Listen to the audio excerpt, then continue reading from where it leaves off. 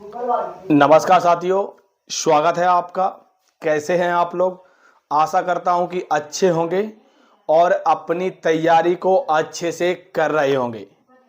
RPF constable 4208 भर्ती 2024 और 25 अब तक के एग्जाम के आधार पर बहुत से बच्चे हैं जिनकी परीक्षा हो चुकी है। लगभग अगर देखा जाए तो आधे बच्चों की परीक्षा हो चुकी है और अब आधे बच्चों की परीक्षा शेष है। और जो जिस प्रकार से परीक्षा हो रही है, अब तक के एग्जाम के आधार पर हार्ड शिफ्ट कौन सी थी, बहुत से बच्चे ये जानना चाहते हैं। और इस प्रकार के आप लोगों को बहुत सारे यूट्यूब पर वीडियो भी मिल रहे हैं, बहुत से बच्चे लगातार, लेकिन बहुत से बच्चों के लगातार हमारे पास कमेंट आए हैं। भर भर के बच्चे कमेंट कर रहे हैं कि आपने कोई वीडियो नहीं लाए हैं कि आरपीएफ कांस्टेबल पे हार्ड शिफ्ट कौन सी थी और किस प्रकार से अभी तक के एग्जाम के आधार पर कितने नंबर अगर बैठ रहे हैं बच्चों के, जिससे कि इस बार सिलेक्शन एंड फिजिकल का संभावना बन सकती है। और मैं सभी से बताना चाहूँगा कि इस बार जो आपकी परीक्षा हो रही है, जिसमें मैं आपको एक बार फिर पुनः बता रहा हूँ कि जीएस में सभी बच्चे इस प्रकार से रो रहे हैं। ज़्यादातर मैं देख रहा हूँ हर किसी बच्चे ने लगातार, हमारे पास बहुत से बच्चों से पर डे बात हो रही है, बहुत से बच्चे हमसे जुड़े हुए हैं कि जीएस में मैं देख रहा हूँ कि हर एक बच्चा रो रहा है, क्योंकि सबसे ज़्यादा जो आपके प्रश्न हैं वो आपके जीएस के हैं। और जैसा कि मैंने आप लोगों को पहले बता रहा और मैं फिर आपको बता रहा हूँ, जिन बच्चों की अभी परीक्षा शेष है उनके लिए ये जो आप स्क्रीन पर देख रहे हैं, ये आप लोगों के लिए रामबाण है। रामबाण अगर देखा जाए तो अगर आपने ये जो मैं आपको स्क्रीन पर दिखा रहा हूँ, ये नोट्स एंड पीडीएफ है।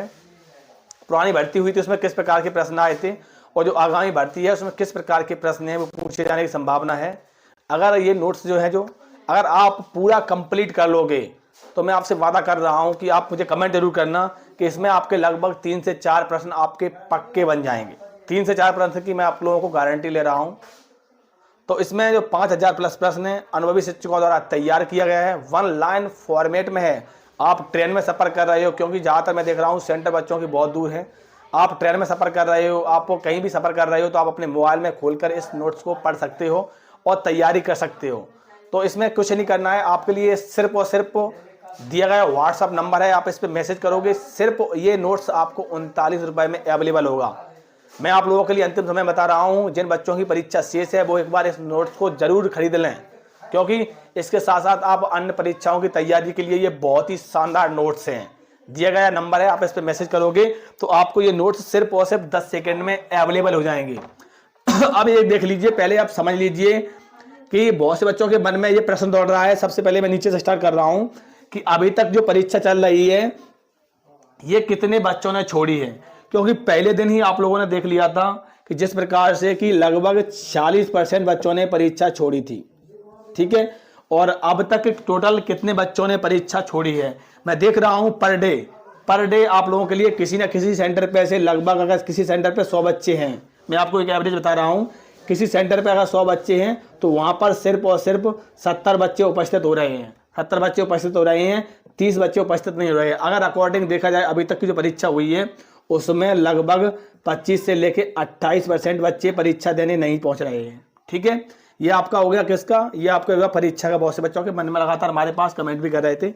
अब एक बार ये देख लीजिए कि हार्ड शिफ्ट कौन सी थी अभी तक के एग्जाम के आधार पर, यानी कि आपकी जो परीक्षा है, परीक्षा जैसे मान लीजिए आपकी परीक्षा, देखो सिर्फ भुवनेश्वर की बात कर रहा हूं मैं, भुवनेश्वर में परीक्षा आपकी 18 तारीख तक है। बाकी जगहों पर आपकी जो परीक्षा है वो आपकी 2 से लेके 20 मार्च तक है। सॉरी। तो जिस प्रकार से आपकी जो परीक्षा हुई है 2 को, 3, 4, 5, 6, 7, 8, 9, 10 और 11, जिस प्रकार से जो आपकी परीक्षा हुई है अभी तक की परीक्षा के आधार पर मैं देख रहा हूं कि बहुत सारे आप लोगों को वीडियो भर भर के मिल रहे हैं और आप लोग देख भी रहे होंगे कि जिस प्रकार से आप लोगों को वीडियो मिल रहे हैं। तो अब क्योंकि देखो आप लोग इस वजह से और जानना चाहते हैं कि जो आपकी हार्ड शिफ्ट है, जो सबसे कठिन पाली है वो कौन सी है। और नॉर्मलाइजेशन किसको ज़्यादा मिलेगा। मैं सभी से कहना चाहूँगा जिन बच्चों ने परीक्षा दी है और जिन बच्चों की परीक्षा अभी शेष है आरपीएफ कांस्टेबल की, कि आप लोगों के लिए जितना भी आपकी भर्ती हुई हैं सभी भर्ती बता रहा हूँ कि आपकी जो स्टार्टिंग दिन की परीक्षा होती है, जैसे मान लीजिए परीक्षा जैसे आपकी स्टार्ट 2 तारीख से हो रही है, 1 तारीख से, किसी भी डेट से परीक्षा स्टार्ट हो रही है, तो जो नॉर्मलाइजेशन होता है जो आपका नॉर्मलाइजेशन सबसे ज़्यादा उसी शिफ्ट को मिलता है, इसी पाली को मिलता है, इसमें फर्स्ट पाली को कितनी भी आसान शिफ्ट हो और कितनी भी मीडियम शिफ्ट हो, कितनी भी हार्ड शिफ्ट हो, कैसी भी शिफ्ट होगी, तो सबसे ज़्यादा आपको नॉर्मलाइजेशन फर्स्ट पाली को मिलता है। क्योंकि जो बच्चे पहली दिन परीक्षा देने जाते हैं तो उनको एग्जाम के पैटर्न के बारे में बिल्कुल भी जानकारी नहीं होती है कि सिलेबस किस प्रकार से कहाँ से प्रश्न पूछे जा रहे हैं। उसके बाद आपका क्या होता है कि जिस प्रकार से आपकी परीक्षा की डेट आगे बढ़ती जाती है उस प्रकार से बच्चों को जानकारी होती रहती है कि मान लीजिए कि अभी जो क्या है कि जीके में आपके स्ट्रेटेजी जीके से सबसे ज़्यादा प्रश्न पूछे जा रहे हैं, ठीक है, पॉलिटिक्स से आपके प्रश्न आ रहे हैं और करंट अफेयर्स से आपकी 24 से प्रश्न पूछे जा रहे हैं, 4 से 5 प्रश्न, ठीक है। और उसके बाद आप लोग देख रहे होंगे कि जिस प्रकार से एलसीएम, एचसीएम और चक्रवृद्धि ब्याज, इस प्रकार से आपकी रेलगाड़ी से संबंधित आपसे मैथ में प्रश्न पूछे जा रहे हैं। और अगर बात की जाए आपकी रीजनिंग में सेटिंग अरेंजमेंट से प्रश्न आपके आ रहे हैं, बैठक व्यवस्था से आपके प्रश्न आ रहे हैं, आकृति से प्रश्न आ रहे हैं। जिस प्रकार से आपका जो ओवरऑल सही बच्चों को जानकारी हो चुकी है कि अब जो प्रश्न हैं आपके आरपीएफ कांस्टेबल के वो इस प्रकार से इस चैप्टर से पूछे जा रहे हैं, तो आप लोग उसी चैप्टर को लगा के जा रहे हैं, मैं देख रहा हूं। क्योंकि अब आपका जो पेपर जिस प्रकार से आपका पहले आया था तो एग्जाम का जो पैटर्न है उसमें बदलाव नहीं होगा, लेकिन हाँ प्रश्न जो आपके रहेंगे वो आपके हार्ड हो सकते हैं, इजी हो सकते हैं, सिर्फ इतना ही होगा। लेकिन अभी तक जो इस पर जो परीक्षा हुई है मैं देख रहा हूँ बहुत सारे वीडियो मिल रहे हैं कि आपके ये पाली हार्ड है, ये पाली हार्ड है। मैं सभी से कहना चाहूँगा जब तक आपकी ये परीक्षा है, जो आपकी परीक्षा हुई है 3, 4, 5, 10, 11, 12 तक जो परीक्षा हुई है, जब तक आपकी पूर्ण परीक्षा 20 मार्च तक आपकी परीक्षा नहीं हो जाती तब तक इसका कोई अंदाजा नहीं, कोई आंकड़ा नहीं लगाया जा सकता है। क्योंकि 20 मार्च तक आपकी परीक्षा हो जाएगी, हो सकता है कि आपकी परीक्षा ये आप मान लें हम आपसे अभी कह दें कि आपकी 8 तारीख को परीक्षा हुई थी, तो आपकी 3rd मीटिंग वाली, 2nd मीटिंग वाली, 1st मीटिंग वाली ये परीक्षा आपकी सबसे हार्ड थी, तो हो सकता है कि आपकी 12 तारीख को परीक्षा हो उसमें वाली हार्ड हो जाए। तो इसके आधार पर अभी कोई एक्स्ट्रा आंकड़ा नहीं लगा सकता है, लेकिन हाँ मैंने आपको बता दिया है कि सबसे ज़्यादा नॉर्मलाइजेशन और सबसे ज़्यादा फायदा इस पाली को होने वाला है, फर्स्ट वाली को, ठीक है। इसका हम आप लोगों को डाटा बहुत जल्द आपको देते रहेंगे, उसके लिए आप जितने भी साथी लोग हैं आप हमसे जुड़े रहें। सॉरी। अब बात करते हैं कि सबसे ज़्यादा मैं देख रहा हूँ अभी तक जो आरपीएफ कांस्टेबल का एग्जाम हुआ है उसमें मैं देख रहा हूँ कि सबसे ज़्यादा बच्चे जो परेशान हो रहे हैं वो सबसे ज़्यादा परेशान किस में हो रही है, जीएस में। सबसे ज़्यादा बच्चों को परेशान जीएस में हो रही है। मैं देख रहा हूँ जीएस में जो हाईएस्ट है, मैं देख रहा हूँ बहुत से बच्चे करके आ रहे हैं 22 प्रश्न, 24 प्रश्न, 25 प्रश्न, इस प्रकार से। जबकि 35 का आपका रीजनिंग मैथ है आपका, बाकी का आपका जीएस बच रहा है। जीएस में ज़्यादातर सही बच्चे रो रहे हैं। और मैंने आपको जब आपकी भर्ती स्टार्ट हुई थी मैंने उससे पहले ही आप सभी बच्चों को बताया था कि अगर आपका जीएस स्ट्रॉन्ग हो गया, मैथ रीजनिंग को आप छोड़ दीजिए, अगर आपने जीएस स्ट्रॉन्ग कर लिया तो आपको आरपीएफ कांस्टेबल में 100% नौकरी लग जाएगी। क्योंकि आपने अगर 40 प्लस नहीं मान लीजिए, अपने अगर 35 से 38 प्रश्न अगर आपने जीएस के कर लिए तो आपकी नौकरी पक्की, ठीक है।